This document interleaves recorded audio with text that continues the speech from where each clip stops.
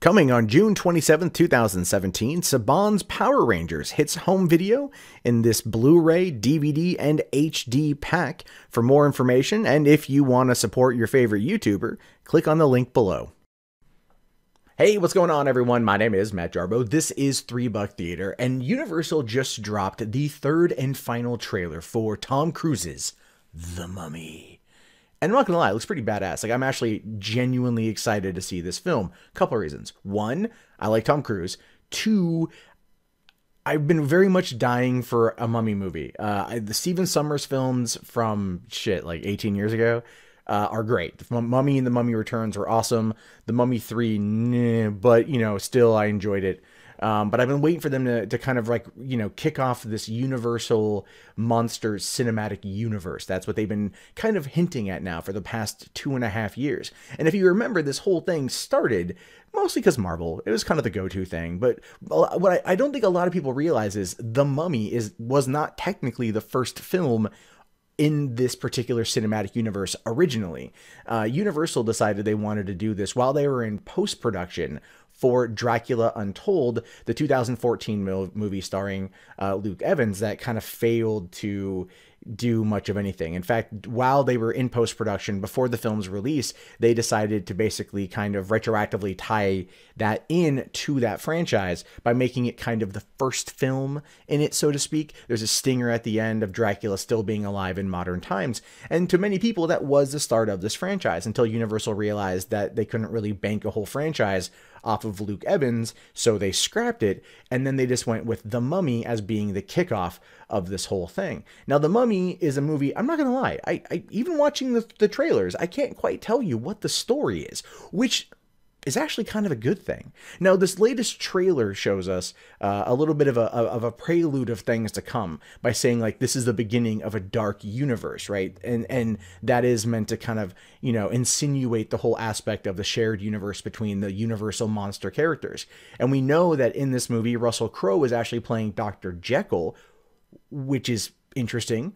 I just recently found that out. I had no idea. I'm like, oh, Russell Crowe's in this movie. Cool. No, he's Dr. Jekyll, which now makes a lot more sense as to how they got Russell Crowe in it, because he, much like a lot of other actors right now, are desperately seeking a franchise, which is one of the reasons why he probably was up on Warner Brothers for a while saying, like, you want to do a Jor-El a prequel movie? I'm so down for that. And of course, a lot of people who enjoyed him in Man of Steel were also down with that. But not only do you have him as Dr. Jekyll, Javier Bardem is playing Frankenstein's monster. I don't know to what extent the character will be in the film. Probably not much. Probably a cameo towards the end. And Johnny Depp is going to be playing the Invisible Man. So basically, he'll be playing the same character he played in Fantastic Beasts and Where to Find Them. Haha.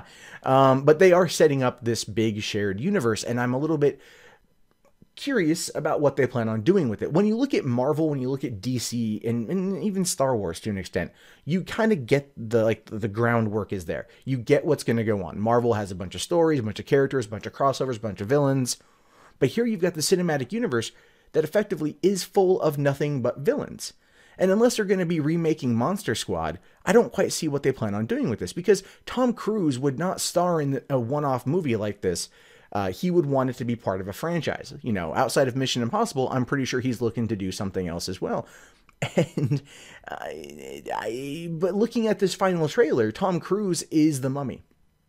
It's not Sofia Boutella, right? She, of course, is the villain of this movie, but she kind of imbues those powers upon him.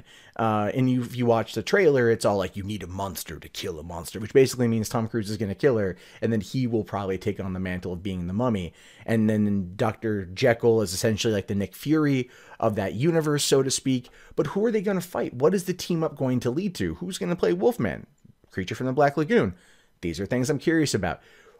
So I don't necessarily know if Universal knows what the fuck is going on. But to be fair, though, the people that they've got kind of guiding it are they're kind of good at this sort of thing, or at least they're okay at it. So The Mummy is directed by Alex Kurtzman. This is Kurtzman's first directorial role, but he also co-wrote Star Trek 1, I think Star Trek 2, Transformers 2, that happened during the writer strikes. Like, I wouldn't hold it against them too much on that one. Like, they couldn't flesh it out before going into production.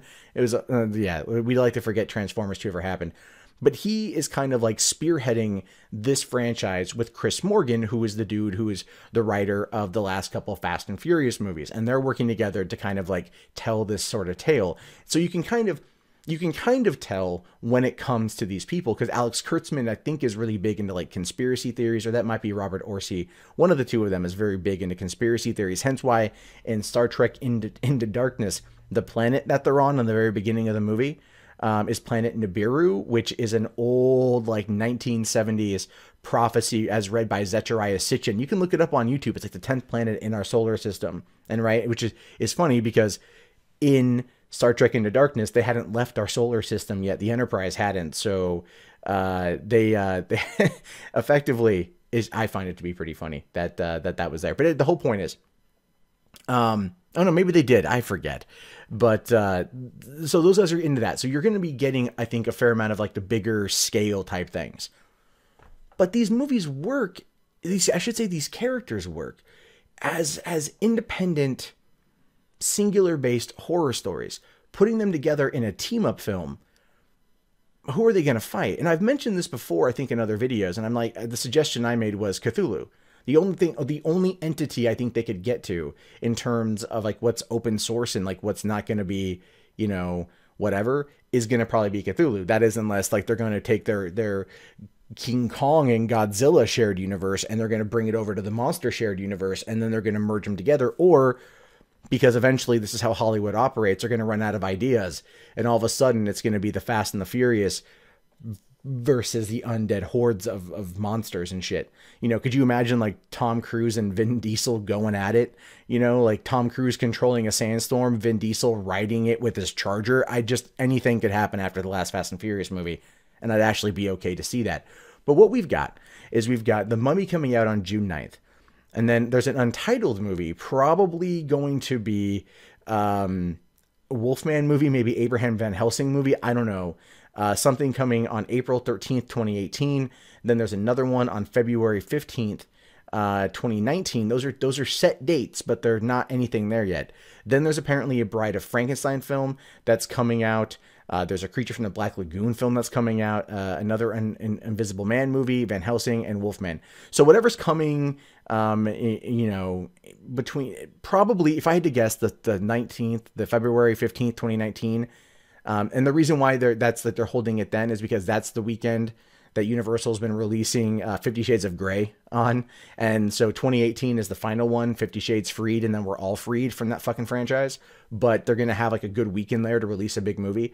And that's going to probably be what's going to go there. I would assume is maybe The Mummy 2, right? Because Tom Cruise won't want to wait too long in between sequels, probably. So I don't really know what to expect from this. I'm cautiously optimistic.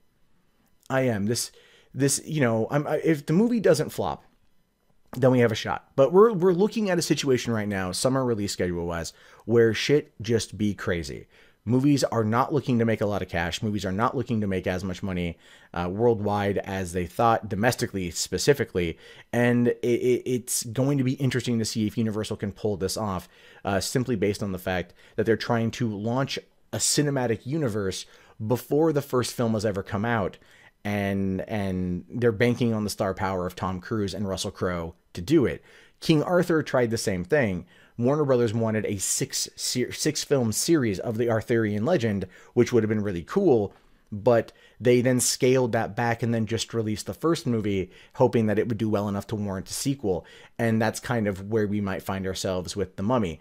I plan on seeing it because I think it looks cool. I hope you guys plan on seeing it because I hope you guys think it looks cool. But I want to know your thoughts on this. Do you think that this is going to be a success? Do you think this is going to be a failure? Do you think Universal knows what it's doing?